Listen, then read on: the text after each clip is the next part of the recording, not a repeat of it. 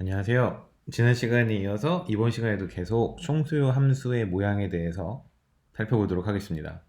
어, 최근에 사회적 거리두기가 2단계로 격상됐죠. 물론 수도권과 지방 지역의 일부 지역에만 국한된 사회적 거리두기 격상이지만 우리 충남대학교에서 자체적으로 운영하는 코로나 바이러스 19 비상대책위원회에서는 오늘 최종 확정돼서 공문이 왔어요. 저한테도 이메일이 왔는데 공공기관은 어, 정부의 지역별 차별화된 사회적 거리두기 지침과 상관없이 모든 공공기관은 가장 높은 방역 단계에 준해서 운영을 한다라는 기본 지침을 따라서 충남대학교도 공공기관이니만큼 사회적 거리두기 2단계에 준하는 운영 방침에 따라서 운영을 한다라는 그런 메일을 받았습니다. 충남대학교는 여러분들도 잘 알다시피 국가기관이죠. 교육부 산하의 정식 국가기관입니다. 때문에 교직원 분들께서도 오늘부터 이제 3분의 1만 출근하시고 나머지 3분의 2는 비대면으로 업무를 보시는 이런 뭐라 그럴까요? 순환식 근무 시를 시행하기 시작했고요.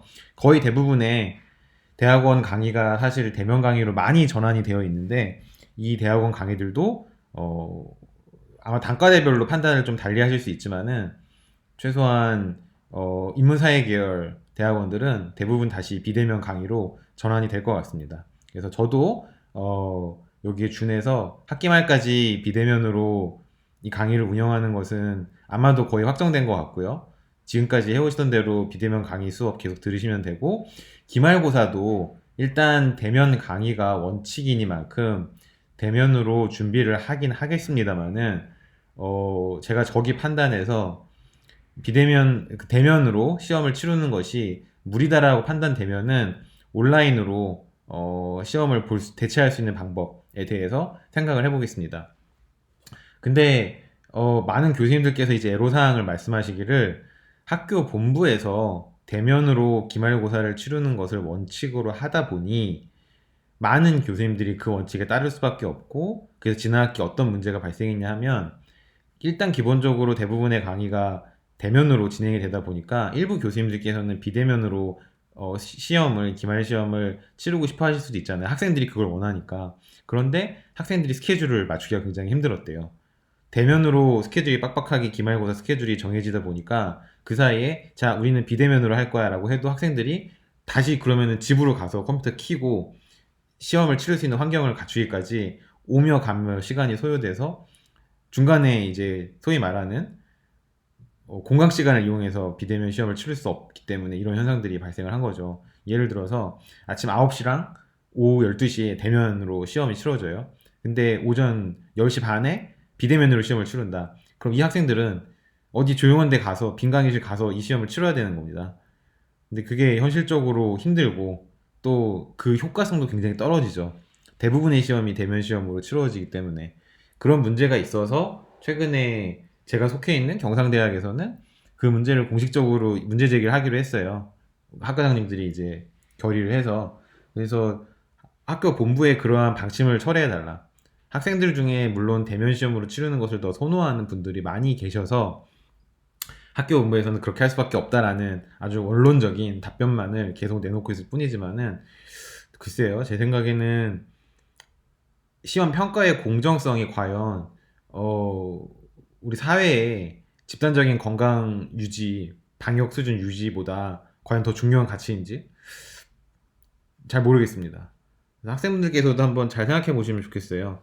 결국 이 학교 본부에 어, 몇, 굵직굵직한 정책들을 결정하는 기준은 학생들이거든요. 학생들이 불편함을 느끼면 학교 본부는 절대 움직이지 않습니다. 학생들이 원하면 교수들이 아무리 반대해도 학교 본부는 움직이게 되어 있습니다. 그러니까 학생 여러분들께서 한번 잘 생각을 해보시고 과연 기말고사를 지금 3차 대유행이라는데 시기가 미묘하게 맞물렸어요. 즉 우리가 기말고사를 치르기까지 약 3주 정도 남았습니다. 12월 8일부터 18일까지 약 열흘 동안 기말고사가 치루어질 예정이거든요. 3주 정도 남았어요. 3주 동안 과연 이 3차 대유행이 끝날 것인가? 저는 회의적으로 보거든요. 그렇다면은 바이러스가 3차 대유행을 하는 한 복판에서 학생들이 전국 각지에서 이 밀집된 실내 장소로 모여서 기말고사를 치르는 것이 과연 여러분들의 안전에 도움이 되는 일인가? 저는 부정적이거든요. 여러분들도 각자 의견을 가지고 계신다면 적극적으로 어필을 하실 필요가 있습니다. 어필을 하실 통로는 굉장히 많아요. 저한테 이메일을 보내셔도 되고, 그럼 제가 의견을 전달해 드릴 거고요. 학교 측으로. 아니면 학교 본부에 직접 투서를 하셔도 되고요. 여러분들이 뭐 저기 판단하시면 될 것 같습니다. 아무튼 학교 상황은 대충 이렇습니다. 그래서 여러분들은 최대한 학교에 오지 마시고 밖에 나가시는 일들 혹은 대중교통 사용, 대중교통이 제일 위험한 것 같아요. 그렇죠? 아무리 마스크를 하고 있다 그래도 밀폐된 장소에서 특히 지하철 너무 위험하죠.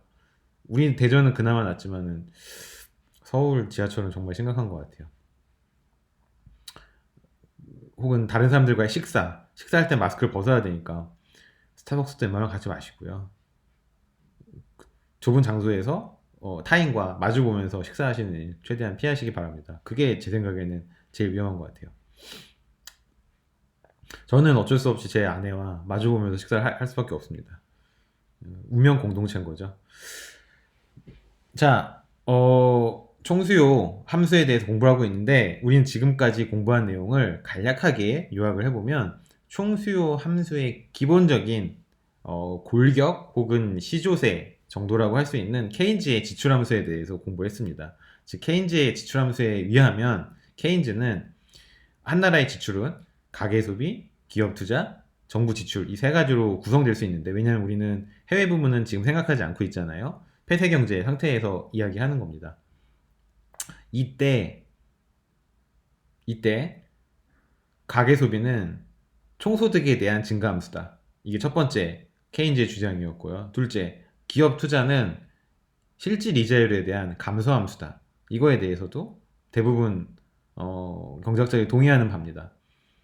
셋째, 정부 투자는 일단 그냥 상수로 본다. 물론 정부 투자를 다른 경제 변수의 함수로 생각할 수 있습니다. 그것은 굉장히 고등한 차원에서 논의가 될 수 있는 부분이고요. 지금 현재 우리가 갖고 있는 도구들, 분석 도구들로는 분석이 사실상 힘들기 때문에 정부 지출 파트 혹은 조세 파트는 외부로부터 그냥 주어지는 것, 내생적인 거시경제 변수에 의해서 변하지 않는 변수로 취급을 합니다.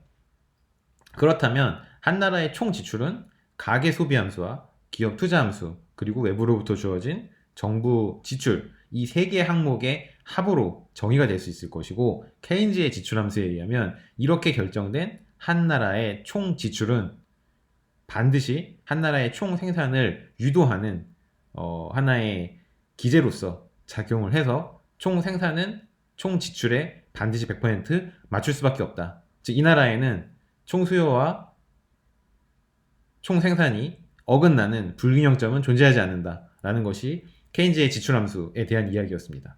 이것을 그림으로 한번 그려보겠습니다. 다시 한번 우리가 총 지출 함수 한번 써볼까요?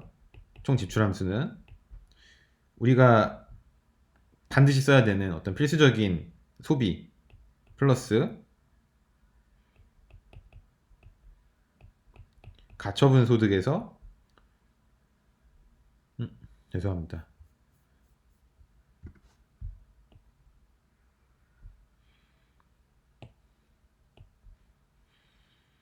가처분 소득의 소비 승수가 아니죠. 한계 소비 성향을 곱한 놈, 그리고 기업 투자,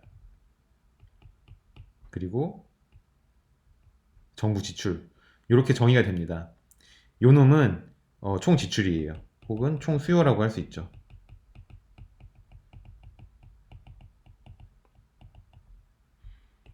그러면 총 생산은 그냥 Y로 주어지는 거예요. 여기에 반드시 100% 대응해서 생산이 될 수밖에 없다라는 얘기입니다. 이것을 비주얼라이즈 하기 위해서는 두 개의 그래프가 필요해요. 자, 하나는 둘 다 이쪽은 총 지출, X축에는 총 지출 적습니다. 그리고 세로축에는 총 생산 혹은 이 나라의 GDP, 최종적인 GDP 수준을 적습니다. 먼저 그어야 될 것은 기술적인 선이에요. 아무 경제학적 의미가 없는 기술적인 선입니다.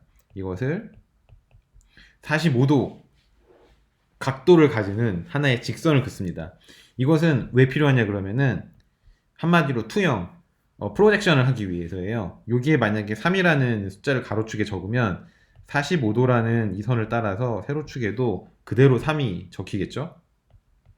여기 4라는 숫자를 적으면 이 45도 선은 세로축에도 반드시 4라는 숫자를 그대로 적게 되어 있습니다.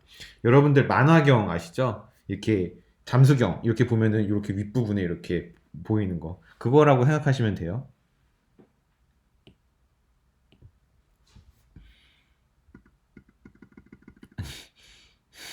이 점 하나하나를 되돌리게 하고 있단 말인가.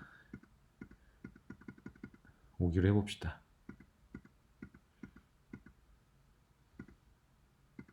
답답해. 답답해. 이것이 우리가 그려야 되는 첫 번째 선입니다. 두 번째, 총 지출함수를 그려볼 거예요. 총 지출함수는 우선 곡선입니까? 직선입니까? y에 대한 함수예요. 그쵸? 이 2차 원 그래프에는 실질 이자율은 드러나 있지 않아요. 즉 x축에도 y축에도 실질 이자율은 표현되지 않기 때문에 이 파트 두 개는 일단 기울기나 절편에 절편에 영향을 주겠죠. 기울기에는 영향을 안 줘요. 그쵸? 기울기에 영향을 주는 부분은 오로지 이 파트입니다. 지출함수는 총소득에 관한 함수이기 때문에. 근데 어떤 함수죠? 1차 함수예요. 왜냐하면 총소득 y 위에 아무것도 없이 1승이 되어 있기 때문이죠. 기울기는 뭔가요? 기울기는 b예요. y 앞에 b가 붙어 있잖아요.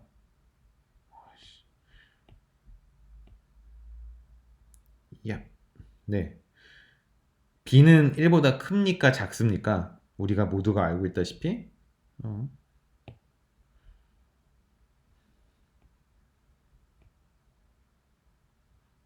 화면이 맘대로 움직여서 고정을 하기가 힘듭니다. 네. b는 1보다 작고 0보다 큽니다. 이 b는 여러분들 다 알고 있다시피 한계 소비 성향이에요. 뭐야? 이게 왜 내려가 있죠? 네. 기울기가 1보다 작은 선형의 직선입니다. 그쵸? 그리고 절편은 아마도 플러스일 거예요. 여기서 절편에 해당되는 부분은 C0 그리고 B 곱하기 마이너스 T 기업 투자 정부 지출 이것이 아마 이 직선의 기울기가 될 텐데 마이너스 부분은 마이너스 BT밖에 없고요. 절편 마이너스 BT 플러스 C0 플러스 IR 플러스 정부 지출이 있습니다. 한 개의 소비 성향에 정부의 세수, 조세 수입인 T를 곱한 놈이 그 나라에서 소득과 상관없이 필수적으로 써야 되는 수요. 이거 어떻게 에스티메이트 할 수 있을까요? 정책적으로. 제 생각에는 뭐야?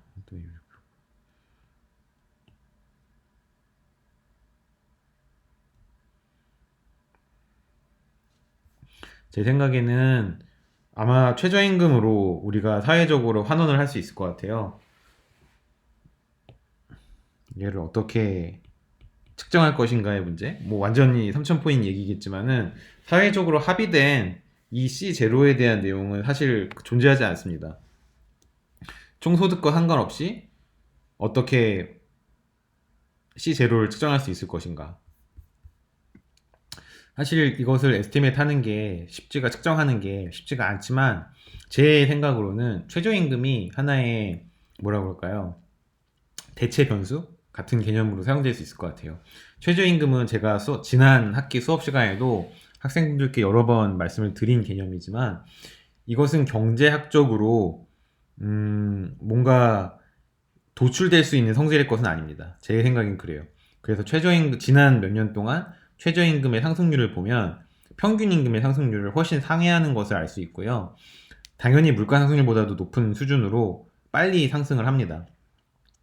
그렇다면 최저임금을 이렇게 올리는 것에 대한 효과, 경제학 원론에 따르면은 아주 명확해요. 실업률을 높입니다. 그리고 소상공인들을 힘들게 만들어요.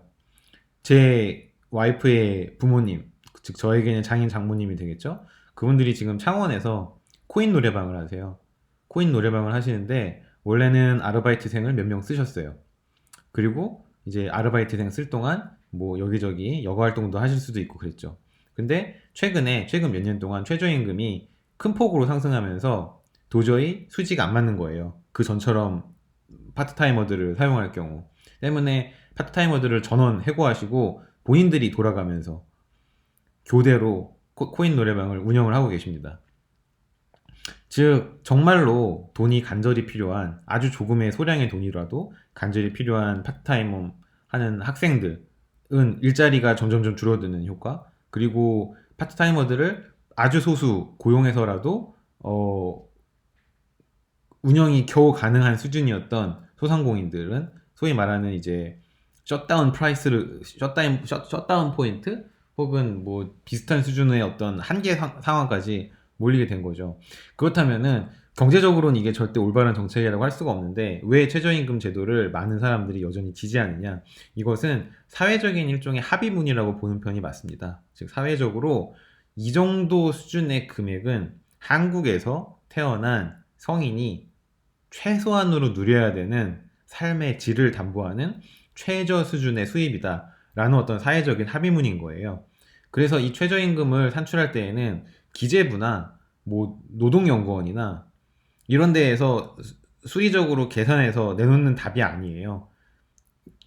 통화정책 같은 경우 기준금리를 한국은행에서 내놓잖아요. 그런 성질의 경제학적인 변수가 아니라 노사정 합의위원회인가? 최저임금위원회 이런 데 있잖아요. 거기서 사회적인 합의에 의해서 서로의 의견을 듣고 정성적인 프로그레스에 의해서, 프로세스에 의해서 결정이 되는 일종의 사회적인 똘레랑스라고, 컨센서스라고 할 수 있겠죠. 아무튼 그 금액이 얼마입니까 지금? 거의 만 원이잖아요. 한 시간에. 그렇다면은 일주일에 40시간 일한다고 치면은 한 달에 100만 원 넘는 돈이죠. 그 5천만 명.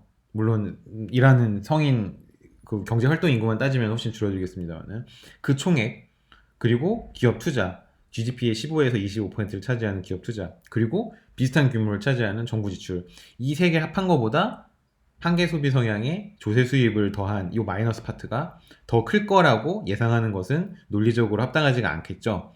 즉 절편은, 제가 하고 싶은 얘기는 이 그래프의 지출함수는 직선의 모양을 갖는 함수인데 이 함수의 절편은 플러스일 확률이 굉장히 높다는 겁니다. 기울기는 1보다 작을 확률이 굉장히 높고요.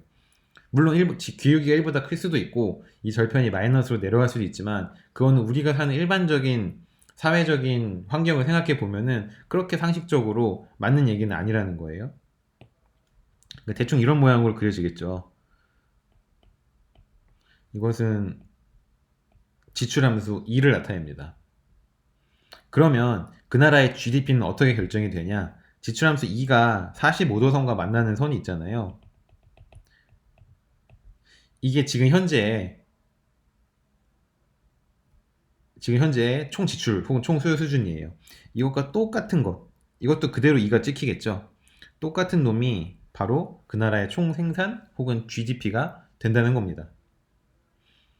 이 분석은 굉장히 간단하지만 우리 수준에서 생각할 수 있는 여러 가지 생각할 거리들을 던져준다는 점에서 뭐 의미가 있어요. 여러분들 머릿속에 넣어 놓으신다면 뉴스 페이퍼를 읽으실 때도 도움이 되실 거고요. 간단한 회사, 지금 다니시는 회사 혹은 앞으로 들어가실 회사에서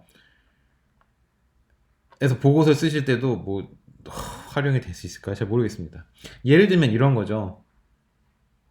정부가 정부 지출을 늘렸습니다. 아주 간단한 예를 들어볼까요? 첫 번째, 정부가 정부 지출을 늘렸습니다. 어떤 이유에서 늘렸는지는 뭐 알 필요가 없어요. 정부는 정부 맘대로 하니까요. 그러면 어떻게 됩니까? 이 직선의 절편이 상승하겠죠. 왜냐하면 G 앞에는 플러스 시그널이 있기 때문에. 그쵸? 그러면 절편이 올라가는데 기울기 B, 한계 소비 성향에는 변화가 없어요. 저 전화 받고 다시 오겠습니다. 네, 전화를 받고 왔습니다. 너무 많은 분들이 저를 사랑해 주시는 것 같습니다. 제가 없으면 학교가 안 돌아가는 것처럼. 왜 그러지? 나는 일을 잘하지 않는데. 아무튼 그렇습니다. 자, 정부 지출을 늘리면 절편이 상승하는 효과가 있다까지 말씀을 드렸던 것 같아요. 전화를 꽤 오래 받고 와서 기억이 잘 나지 않습니다. 기울기엔 변화가 없어요. 즉 평행 이동하는 거죠. 위로 쭉. 뭐 이런 식으로 위로 E 프라임이라고 하죠. 즉 G가 올라가서 G에서 G 프라임으로 델타 G만큼 올라갔다고 치죠. 그러면 새로운 지출하면서 E 프라임은 딴 건 다 똑같아요. C0 플러스 B의 Y 마이너스 T 플러스 IR 다 똑같은데 플러스 G 플러스 G 프라임이 되겠죠. 즉 이 차이가 정확하게 G 프라임인 겁니다. 그럼 여기서 E 프라임이 다시 결정이 되고 이것은 뭐 Y 프라임으로 GDP를 끌어올리는 효과가 있다라고 이야기하겠네요. 즉 케인즈가 바라보는 세상은 이런 세상이에요. 정부가 지출을 늘리면 거기에 반드시 생산은 1대1로 대응할 수밖에 없기 때문에 GDP도 같이 늘어날 것이다. 즉 큰 정부는 GDP를 끌어올리는데 효과가 있다라고 주장을 할 수 있는 것이죠. 굉장히 거시적인, 너무나 거시적인 세상이긴 하지만 이 세상의 큰 그림을 이해하는데 뭐 나름 도움이 될 것 같은 그러한 프레임워크입니다. 그럼 이쯤에서 승수 효과에 대해서 한번 이야기를 해볼게요. 승수 효과라는 것은 예를 들어서 과연 정부가 정부 지출을 델타 G만큼 늘렸어요. 그럴 때 최종적으로 GDP는 얼마만큼 여기에 대응해서 올라갈 것인가, 이것을 어떻게 측정할 것인가 하는 문제가 정부 입장에서는, 즉 정책가 입장에서는 굉장히 중요하다고 할 수 있습니다. 왜냐하면 이것을 어떻게 측정하는지에 따라서 정부 지출을 얼마만큼 구성을 해야 될지 결정을 할 수 있을 것이고, 정부 지출을 얼마나 해야 될지 결정이 되어야지 세수, 즉 세금을 얼마만큼 거두어 드릴지 결정을 할 수 있을 거예요. 물론 다음에 세수를 얼마만큼 거두어 드릴지 결정을 하는 것은 반드시 다음에 돈을 얼마만큼 쓸 것인가, 정부 예상되는 정부의 지출이 얼마만큼 될 것인가에 의해서도 결정이 되지만, 반대로 역설적으로 내년도 전체 GDP가 얼마만큼 될 것인지, 즉 사람들이 얼마만큼 세금을 낼 여력이 있을 것인지 정확하게 추산하는 것도 굉장히 중요합니다. 그래서 제가 잠시 몸담았던 국회 예산정책처에서 제일 중요한 부서 중에 하나가 바로 세수 추계하는 부서였어요. 즉 내년도 세수가 얼마큼 거칠 것인지 미리 예상을 해야 되잖아요. 그래서 그 예상에 맞춰서 정부 기재부는 예산을 짜야 되고, 정부가 예산을 짜서 냈을 때 국회의원들은 그것이 타당한지 아닌지 국회 예산정책처에 세수 추계 보고서 혹은 정부의 지출 뭐 합당성 이런 것들을 판단으로 심의를 해서, 이것을 심의하는 데가 이제 국회 예산결산위원회죠. 이 예결위가 이제 소위 말하는 국회 몇 개의 상임위원회 중에 이제 최고 권력을 가진 위원회이기도 합니다. 여기서 이제 소위 말해서 반려해서 돌려보내기도 하고, 어떤 것은 국회 전체회의 올려보내서 상정하기도 하고, 이것이 국회에서 하는 굉장히 중요한 기능 중에 하나입니다. 제가 이제 그것을 이제 소위 말해서 서포트하는 기관에 있다 왔죠. 그러다 보니까 과연 정부가 지출을 한 단위 늘릴 때 과연 GDP는 몇 단위 늘어날 것인가, 이것을 예측하는 것이 굉장히 정책적으로 민감하고도 중요한 문제라고 할 수 있습니다. 근데 이승수 효과를 계산하는 게 생각보다는 조금 까다로워요. 왜냐하면 소위 말하는 피드백 루프 이펙트가 있기 때문입니다. 어려운 말이지만은 사실 그렇게 어렵진 않아요. 어, 한번 볼까요? 자, 뭘 보냐 그러면 네, 좀 지저분하긴 하지만 원래 이 총 지출함수를 한번 봅시다. 지출함수를 보시면은 요 파트가 요 파트에 추가로 붙는 거잖아요. 그쵸? 그러면 G가 한 단위만큼 추가로 상승했어요. 즉 여기에 플러스 델타 G가 붙는 거죠. 그러면 얘는 델타 G가 한 단위 올라갈 때 이 지출함수도 한 단위가 올라갑니다. 한 단위가 올라가서 거기서 오케이 같은 한 단위가 올라갔구나 해서 끝나면 되는데 그게 아니에요. 왜냐하면 케인즈가 바라보는 세상에는 총 지출과 총 소득이 항상 같다라고 하잖아요. 즉 이 파트에서 증가가 한 단위 발생하는 겁니다. 그럼 총 어떻게 될까요? B만큼 증가하겠죠. 그쵸? 이게 B만큼 증가해서 또 다시 여기로 들어가요. 그럼 다음엔 어떻게 될까요? B 제곱만큼 증가하겠죠. 즉 처음에는 1기에는 B만큼 증가하고 2기에는 B 제곱만큼 증가하고 3기에는 B 세제곱만큼 증가하는데 이것이 무한급수로 쭉 이어집니다. 물론 가장 처음에는 한 단위가 증가하는 거겠죠. 즉 델타 G가 한 단위 증가하면 처음에는 Y도 한 단위 증가하고 그 다음에 다시 총소득에 붙은 그죠? 한계 소비 성향에 의해서 또 B만큼 증가하고 그 다음에 B 제곱만큼 증가하고 그 다음에 B 세제곱만큼 증가하고 무한급수의 합이 이거 어떻게 되죠? 1-B분의 초항이니까 1이 되겠죠. 즉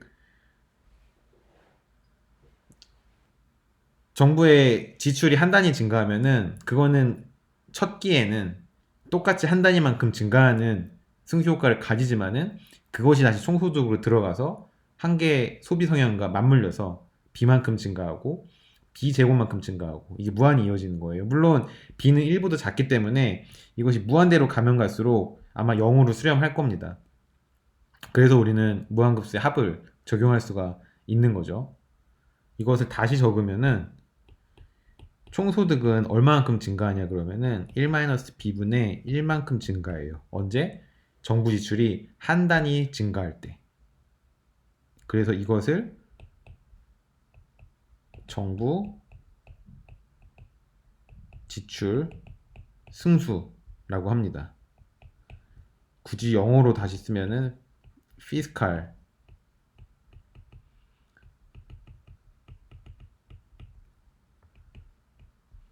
multiplier라고 이야기할 수 있죠. 정책가 입장에서는 이 정부 지출 승수 혹은 피스칼 멀티플라이어를 제대로 추정하는 것이 굉장히 중요합니다.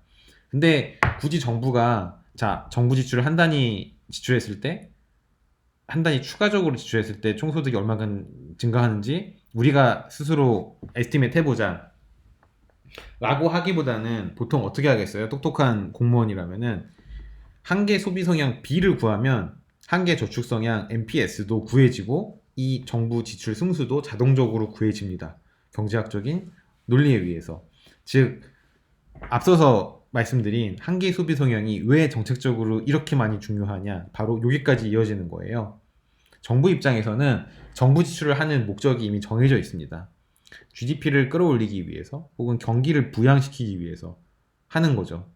물론 이 정부 지출은 수백 가지, 수천 가지 분야로 항목으로 쪼개져서 각각의 산업 혹은 각각의 뭐 복지, 사회복지 분야, 문화 분야에 굉장히 잘게 쪼개져서 들어가지만 처음에 예산을 짜는 큰 덩치의 예산을 짜는 기재부 입장에서는 이 정부 지출 승수에 의해서 우리가 내년에 뭐 400조 정도 예산을 짠다. 그럴 경우 GDP에 얼만큼 영향을 미칠 것인가? 처음부터 감을 잡고 들어가야 되잖아요. 그것이 아마도 기재부에 있는 어떤 국장님과 서기관이 아마 하는 일일 겁니다.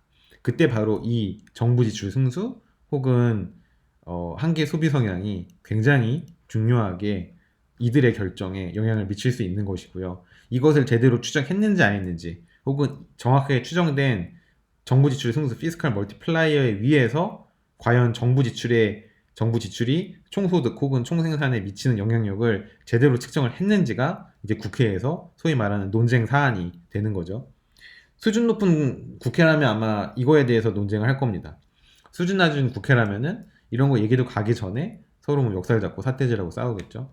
우리나라가 어느 수준에 있는지 한번 뭐 국감 이럴 때 국정감사할 때 꼭 생방송이나 녹화방송이라도 보시고요. 보면 되게 재밌어요. 생방송으로 보면 되게 재밌습니다. 뉴스로 이렇게 서머리 된 영상 보면 그렇게 재미없는데 실제로 몇 시간씩 진행되는 거 보면 되게 재밌어요. 전문 용어로 개판이라고 그러죠. 굉장히 저것이 과연 인간들이 하는 행동인가 싶은 그런 것들이 국회의원들에서 나옵니다. 저는 이제 국회에 있기 전에는 금융감독원이라는 회사에 있었는데, 금융감독원은 국가기관이기 때문에 국정감사를 받는 피감 대상이에요. 이제 금융위원회와 금융감독원은 함께 한 몸이기 때문에 사실상 같이 국회 정무위원회에 이제 국정감사를 받습니다.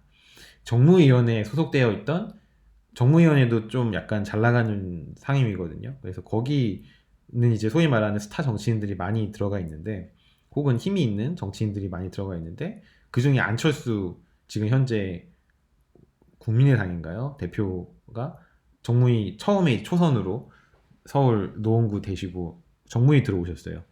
그래서 저희 직원들, 저를 포함한 직원들은 이제 안철수다. 국감은 그 기관 가서 하거든요.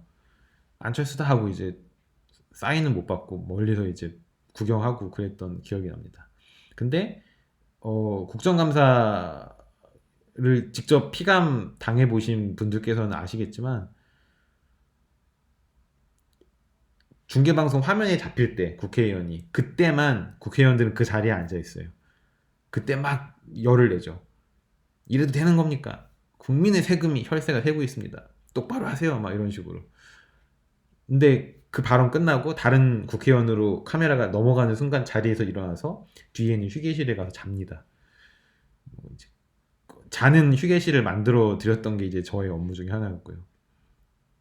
근데 유일하게 안철수 전 위원만은 처음부터 끝까지 계속 자리를 떠나지 않고 국감장에 앉아서 다른 사람 이야기하는 거 다 필기해서 적고, 자기 발언할 때 발언 시간 충분히 활용하고, 뭐 소리도 안 지르시고, 상당히 인상적이었던 기억이 납니다. 그래서 누군가는 모범생 습관이 남아있어서 저런 건가 보다 하면서 약간 비꼬기도 하셨지만, 저는 다른 국회의원들이 일반적으로 보여왔던 어떤 나쁜 습관을 아직 들이지 않으셨구나 해서 저는 되게 좋게 봤던 기억이 납니다. 뭐 이 정부 지출 관련된 국회에서의 어떤 얘기 에피소드를 잠깐 전해드렸고요. 근데 그렇게 있다가 저는 이제 제가 속한 기관을 감사했던 국회로 이제 간 거죠. 소위 말해 스카우트 돼갖고. 그래서 거기서 이제 공무원으로, 금감원 소속 직원은 공무원은 아닙니다. 국민연금 받는 사람들이고요. 그러다 공무원연금 받는 국회로 갈아탔죠. 거기서 국회는 좋은 게 딱 하나였어요. 감사를 안 받아요. 그리고 민원이 없습니다. 여러분들 중에 공무원을 잘 모르시는 분들, 그래서 공무원을 꿈꾸시는 분들도 계실 수 있는데, 공무원의 가장 큰 애로사항 두 개는 바로 감사와 민원이죠. 끊임없이, 왜냐면 국민의 세금으로 운영이 되기 때문에 끊임없이 감사를 받습니다. 금융감독원은 국회에서 이제 국정감사를 받고요. 감사원이라는 이제 공무원 감사하는 곳에서 또 한 번 정기 감사를 받습니다. 여기서 탈탈 털려요. 영혼까지 털려서 징계도 많이 받고 막 그렇습니다. 처벌도 많이 받고 그렇습니다. 그리고 다른 애로사항 하나는 민원이에요. 계속해서 전화가 옵니다. 나 뭐 금융 사기 당했는데 어떠냐, 보이스피싱 당했는데 어떻게 하냐. 저는 그쪽 업무 담당이 전혀 아닌데 그냥 전화해서, 금융감독원 아무나 전화해서 그냥 하소연하는 겁니다. 구미 뭐 이런 데 사시는 할아버지가 아들이 돈 300만 원 날렸는데 뼈 빠지게 모은 돈 날려서 너무 눈물이 납니다 하면서 1시간 동안 이제 하소연하시면 그거 다 들어드려야 돼요. 근데 국회는 이 두 개가 없더라고요. 감사는 왜 없냐? 국민의 대표로 뽑힌 사람들을 선출직이 아닌 공무원들이 감사하는 게 헌법 정신에 위배된다는 겁니다. 즉 국민은 모든 권력으로부터 가장 위에 있고, 그 국민들이 자기네들 손으로 직접 대표라고 뽑은 사람들이 있는 기관이니, 그것을 선출직이 아닌 임명직인 공무원, 감사원장도 임명직이잖아요. 임명직인 공무원이 지휘하는 기관에서 감히 감사를 할 수 없다는 거죠. 대단한 논리 아닙니까? 우리나라는 정말 헌법 정신이 잘 지켜지고 있는 국가인 것 같아요. 그래서 감사 안 받고요. 민원도 없었어요. 제가 있는 기관은. 연구기관이어서 그런지 모르겠지만 국회의원들은 개별적으로 민원 전화를 받을지 모르겠습니다. 국회의원 밑에 있는 보좌관들도 받을지 모르겠지만 최소한 저는 안 받았어요. 다만 일은 국회의원들이랑 같이 많이 했죠. 국회의원들과 일할 때 그들에게서 그들과 있었던 에피소드, 이것은 오프 더 레코드에 많이 해당이 되기 때문에 이렇게 정식 녹화된 영상으로는 전달해 드릴 수 없는 점 안타깝게 생각합니다. 우리가 다시 코로나 바이러스가 끝나고 다시 강의실에서 만나게 되었을 때 꼭 다시 제 수업을 듣게 되신다면 꼭 물어보세요. 국회에서 누가 제일 좋은 정치인이었습니까? 누가 제일 안 좋은 정치인이었습니까? 그럼 제 생각을 말씀드리기보다는 국회에서 일하는 국회 직원들이 한 3,500명 정도 되거든요. 굉장히 큰 조직이에요. 보좌관까지 합치면 거의 4,000명 넘을 겁니다. 이 3,000명, 4,000명 되는 직원들이 컨센서스가 모여요.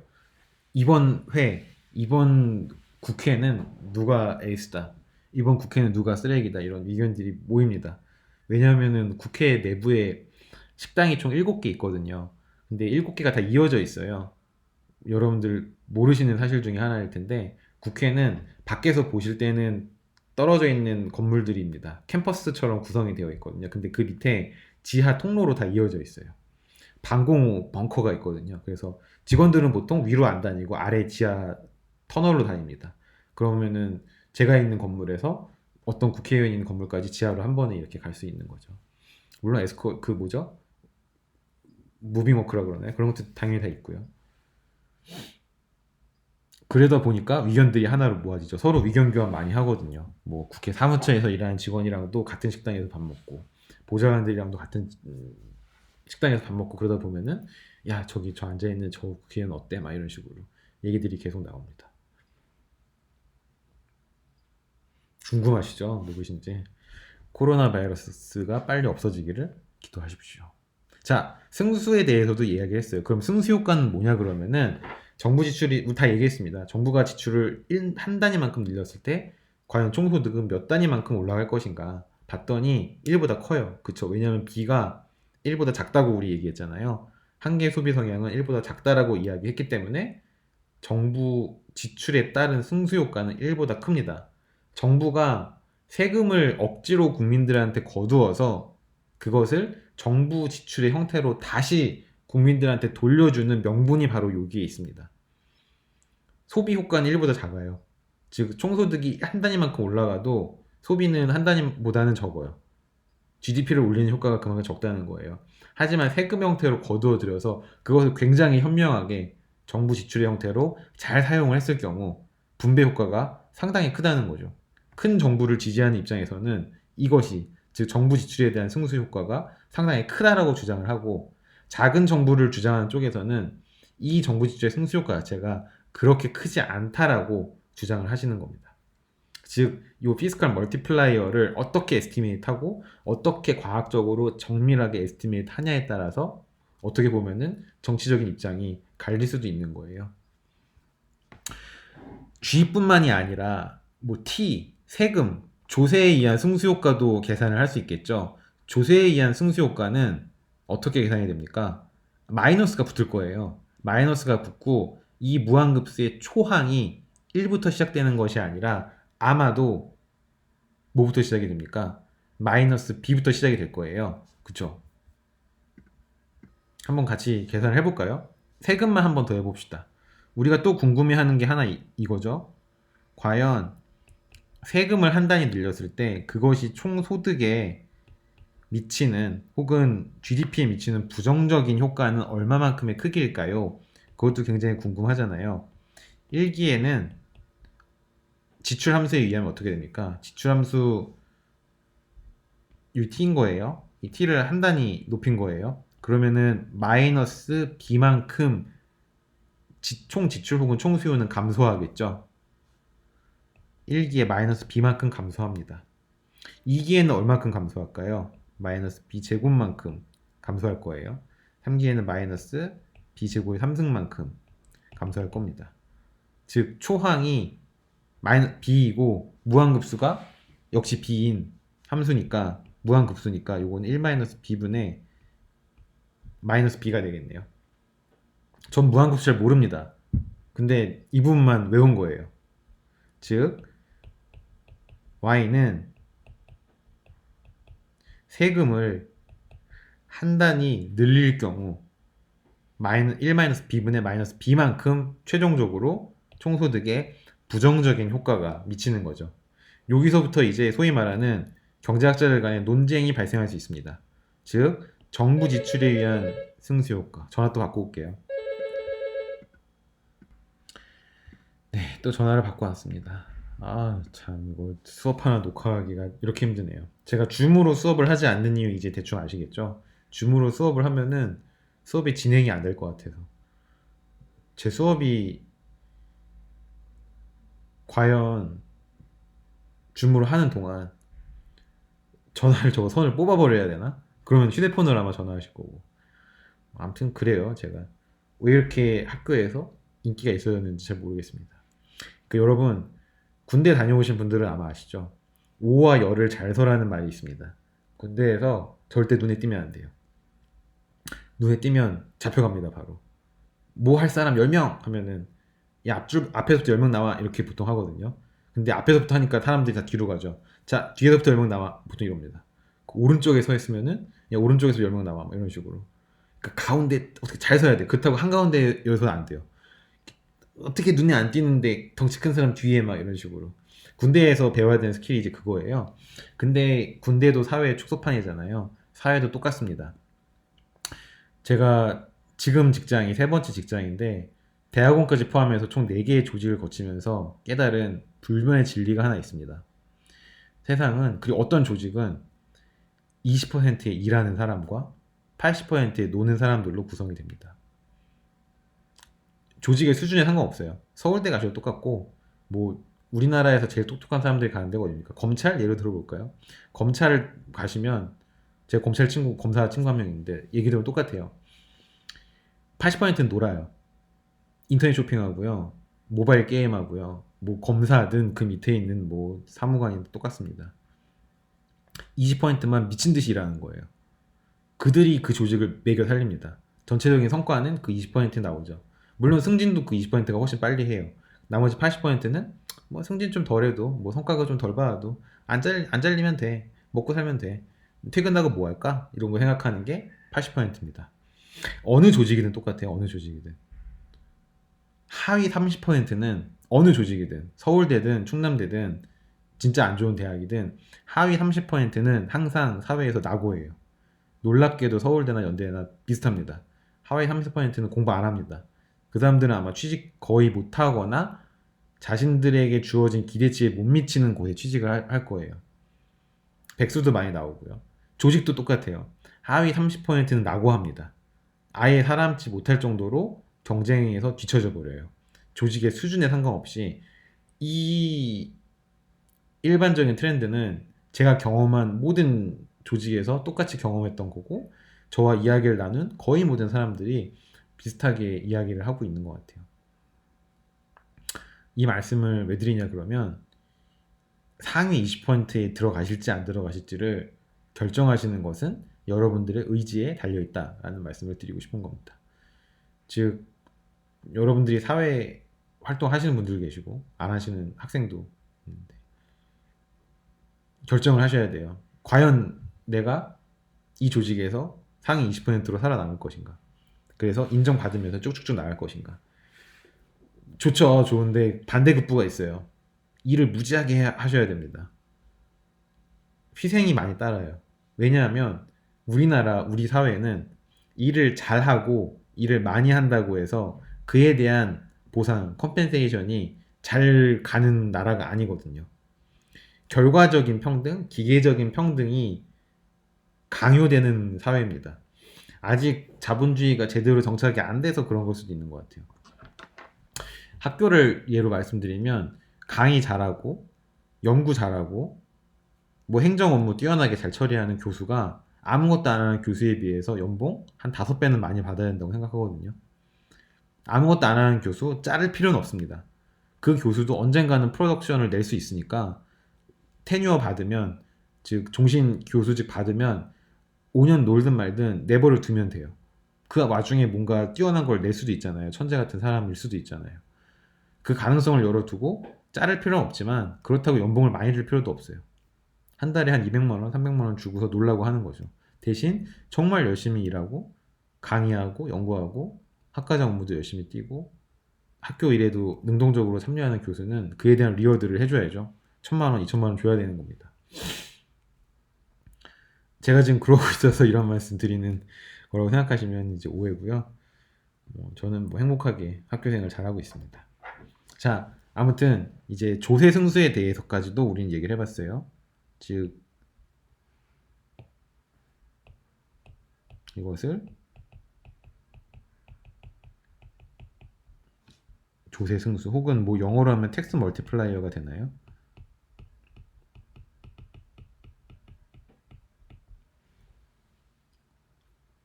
세금을 한 단위 늘릴 경우 총소득에는 이만큼 부정적인 효과가 간다는 겁니다. 지금 현 정부가 세금을 굉장히 주요한 정책 수단으로 굉장히 활발하게 사용을 하고 있죠. 여기에 대해서 과연 현 정부가 이러한 조세 승수 효과를 고려하고 있는지 한번 생각해 보시면은 좋은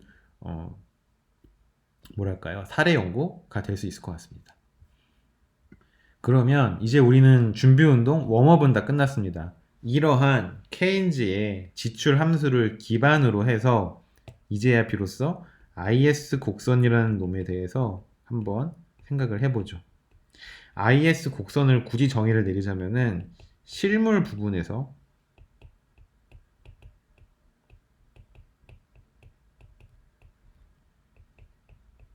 도출된 이자율과 총소득 간의 관계를 의미합니다. 아주 러프하게 정의하면은 이렇게 되죠. 왜 IS 곡선일까요? 인베스트먼트 세이빙 그 IS일 것 같죠? 왠지. 그러면 지출함수 혹은 총소득함수를 다시 그려볼까요? Y는 혹은 E는 C0 플러스 B에 Y-T 플러스 IR 이제 실제 이자율이 들어갑니다. 그리고 정부 지출 G, 이제 G는 상수라고 일단 가정을 하죠. 자, 기업 투자 함수 IR을 이제 하나의 완성된 함수 형태로 정의를 내려봅시다. 소비 함수와 마찬가지로 기업도 반드시 해야 되는 고정 투자가 정해져 있다라고 가정을 하죠. 일종의 고정 비용 같은 거예요. 기업을 운영하기 위해서 반드시 지출해야 되는 것들. 근로자에 대한 임금 혹은 기업의 뭐 공장을 운영할 때 들어가는 렌트비 이런 것들. 그리고 실질 이자율에 대해서는 감소하는 함수라고 했으니 알파 R 뭐 이렇게 해볼까요? 그리고 알파는 0보다 큰 상수라고 가정을 합시다. 그러면 우리는 기업의 투자 함수도 실질 이자율에 대한 선형의 함수라는 뭐 우리가 정의 내린 가정에서 크게 어긋나지 않는 함수의 형태 폼을 정의할 수 있습니다. 왜 이렇게 했냐? 가장 단순한 형태인 거예요, 이게. 이거보다 아마 기업의 투자 함수는 훨씬 복잡한 형태로 실질적인 현실에서는 관찰이 되어질 겁니다. 근데 우리는 그것을 최대한 단순하게 만들어서 기업의 투자 함수는 실질 이자율에 대한 선형에 감소하는 형태의 함수다라고 가정을 하는 거죠. 이거를 지출 함수에 다시 집어넣어 봅시다. D는 C0 플러스 B의 Y-T 플러스 I0 마이너스 알파의 R 플러스 G 라고 되는 겁니다. 이것이 Y랑 똑같다는 것이 이제 케인즈의 가정이고요. 그러면 이것을 이제 Y에 관해서 정리를 해주고 R에 관해서 정리를 해주면은 우리가 알고 싶어하는 R과 Y 간의 관계가 도출이 되겠죠. 자, 계산 한번 해봅시다. 어렵지 않아요. Y는 Y대로 묶어주고 R은 R대로 묶어줘서 R 이꼴 뭐냐라고 정리를 해주면 되는 거죠. 다 선형의 식이니까 산수에 가깝다고 할 수 있습니다. 자, Y는 근데 그 산수를 못하는 게 저예요. C0 상수끼리 먼저 산수가 아니라 상수끼리 먼저 묶어줄게요.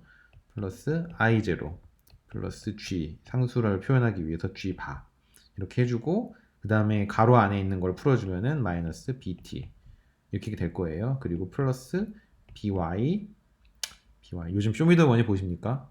좀 요새 통 못 봐요. by가 나오는데 봐야 되는데 못 보고 있습니다. 바빠서. 넷플릭스에서도 안 해주더라고요. 이러면 y에 대해서는 두 항이 나오죠. 이렇게 또 이렇게. 그러면은 우선 마이너스 ir을 반대쪽으로 넘겨주겠습니다. 저는 마이너스를 싫어하거든요. 그리고 y를 이쪽으로 반대편으로 또 넘겨주겠습니다. 그러면 by 마이너스 y 이렇게 되겠네요. 플러스 상수항들 이제 이 함수의 절편에 해당되는 부분들을 따로 묶어줄게요. c0 i0 플러스 g 마이너스 bt 이것은 일부러 굳이 이렇게 쓰겠습니다. 왜냐면 b가 1보다 작잖아요. 그래서 마이너스 1 마이너스 p의 y 굳이 이렇게 쓰겠습니다. 똑같은 내용이죠. 플러스 또 이렇게 쓸게요. c0 플러스 i0 플러스 g바 마이너스 bt 이제 r을 넘겨주면 됩니다. 이제 r은 알파분의 1로 나눠주는 거죠. 마이너스 1 마이너스 b의 알파 y 플러스 알파분의 1에 c0 플러스 i0 플러스 g 마이너스 bt 이렇게 될 겁니다. 자, 가장 쉬운 절편부터 먼저 이야기를 해보죠. 절편은 얘는 플러스예요. 그리고 얘도 플러스이기 때문에 앞엔 다 플러스가 붙네요. 이 친구 플러스일 확률이 높아요. 그쵸? 왜냐하면 우리가 필수적으로 사용해야 되는 수요들, 지출들의 총 합이니까. 잠시만요. 헐. 여러분 방금 큰일 날 뻔한 거 아십니까? 제가 아이패드로 이렇게 쓰면서 하고 있잖아요. 아이패드 전원을 꽂아놨다고 생각했는데 저쪽에 콘센트를 안 꽂는 거예요. 그래서 지금 배터리가 몇 퍼센트 안 남았어요. 이게 중간에 꺼지면 이제 수업이 중단돼야 되는 큰일 날 뻔했네요. 제가 요새 이렇게 삽니다. 아무튼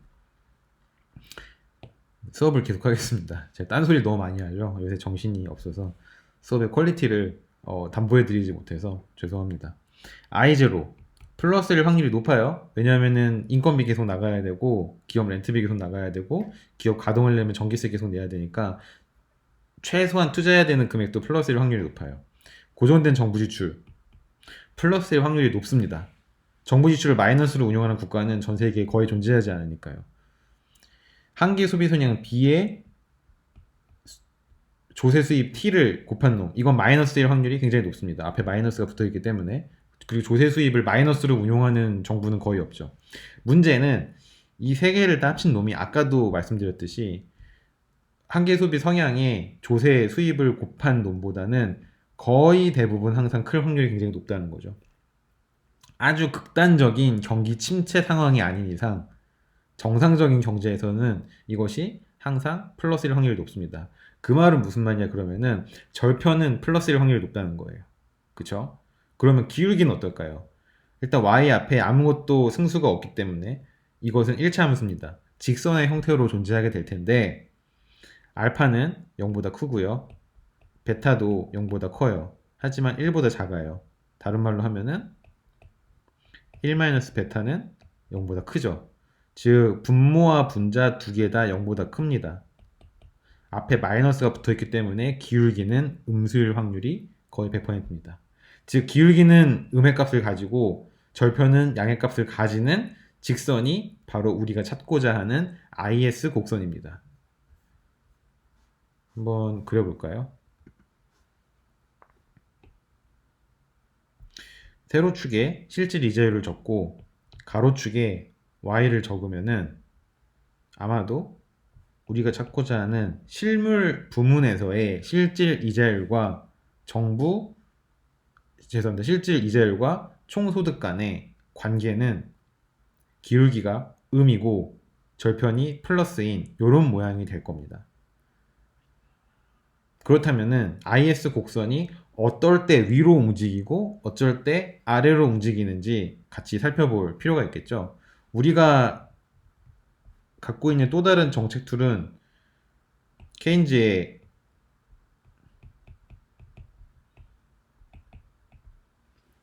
지출함수 곡선입니다.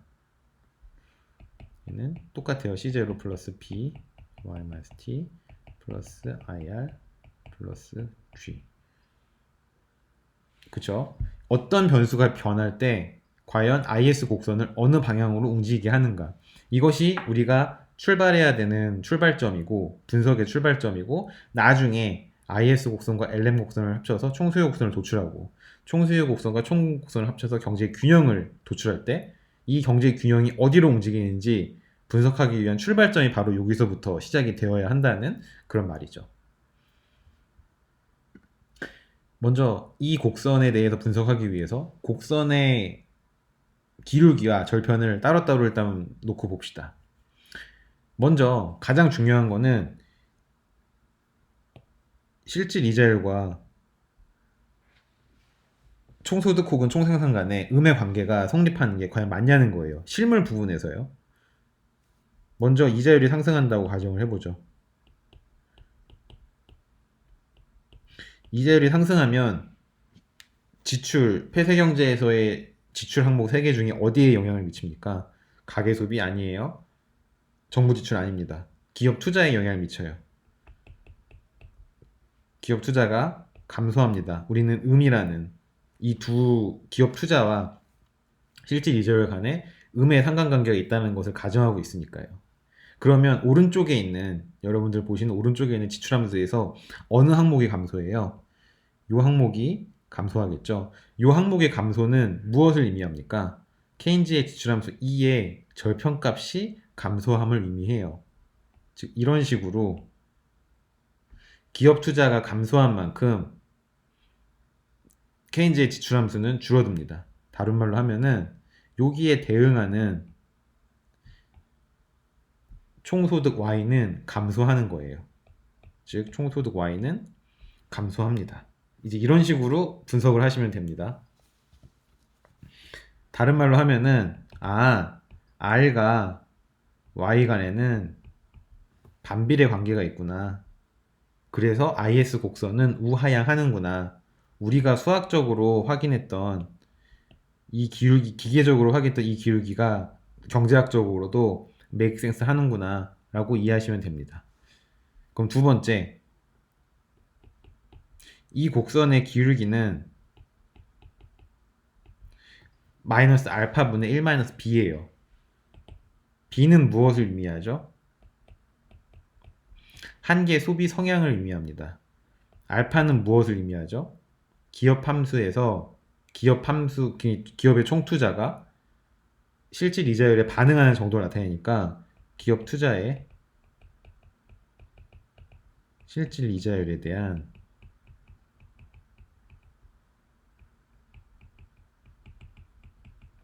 민감도를 나타내요.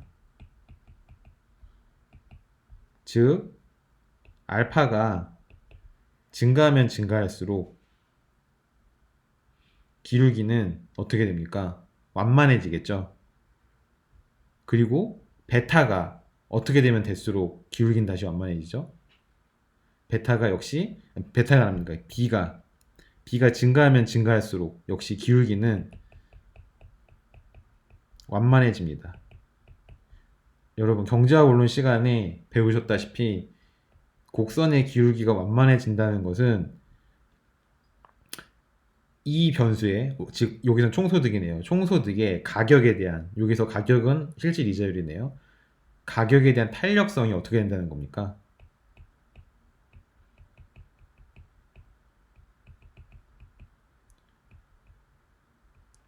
탄력성이 증가한다는 것을 의미하죠. 즉 총소득이 더 민감하게 반응한다는 겁니다. 이것도 역시 경제학적으로 make sense 하죠. 알파는 어떻게 우리가 경제학적으로 정의 내렸어요? 기업 투자의 실질 이자율에 대한 민감도라고 정의 내렸습니다. 이게 증가하면 증가할수록 총소득은 더 민감하게 반응한다. 탄력성이 높아진다는 거는 더 가격에 민감하게 반응한다는 거니까요. 맞는 말이잖아요. 왜냐하면 기업 투자는 총소득이 하나의 파트니까. 하나의 파트가 더 민감하게 반응할수록 전체 총소득도 민감하게 반응할 확률이 높겠죠. 두 번째, 한계 소비 성향도 역시 일종의 민감도라고 할 수 있습니다. 이 민감도 역시 더 증가하면 증가할수록 전체적인 탄력성을 키운다. 역시 메이크 센스 하잖아요.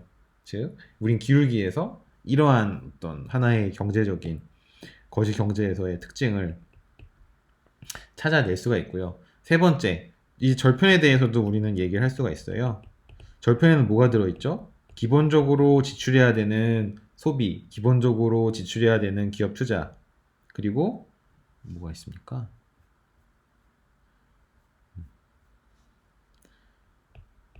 정부 지출, 그리고 조세 수입, 이 네 가지가 있겠죠. 정부 지출과 조세 수입은 외생적으로 주어지는 하나의 충격으로 가정하고 있어요.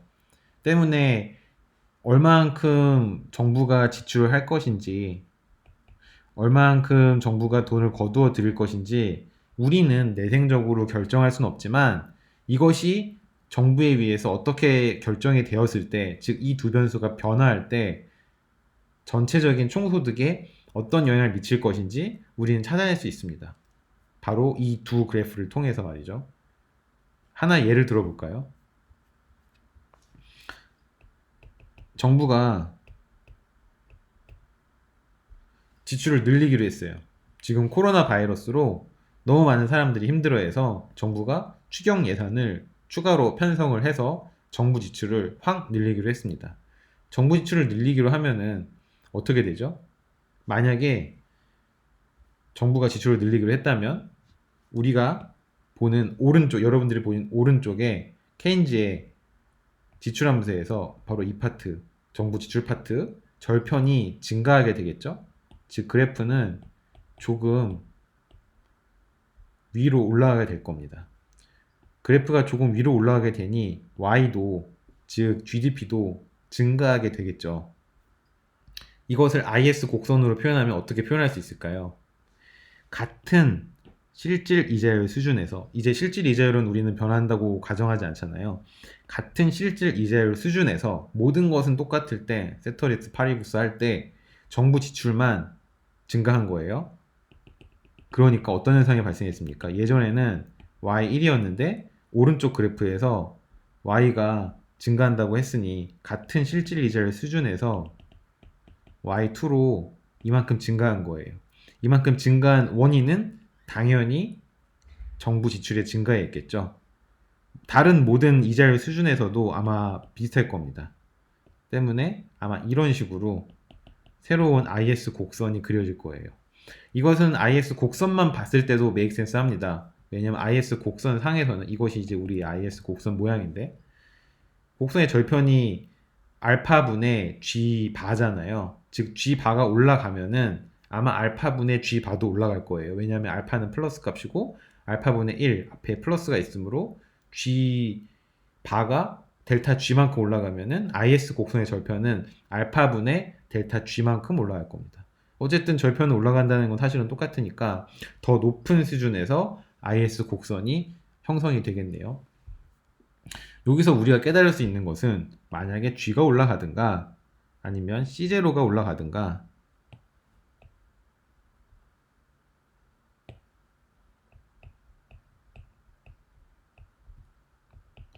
I0가 올라가든가 아니면 반대로 마이너스 BT가 감소하든가 이럴 경우 IS 곡선은 위로 혹은 오른쪽으로 이동한다는 것을 알 수 있습니다.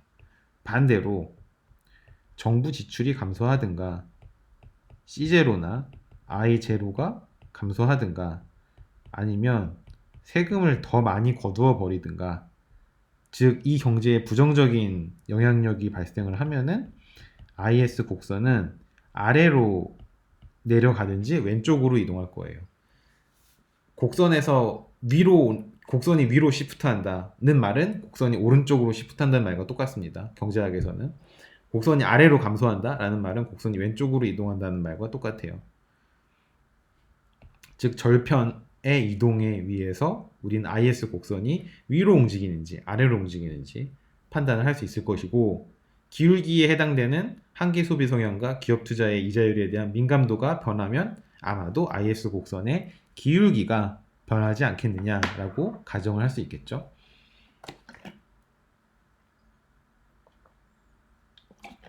IS 곡선이 대충 무엇이고 이것이 실물 부분의 경제와 즉 총 지출 파트와 총 수요 파트와 어떤 연관성을 맺고 있는지 대략적으로 이해가 되셨죠?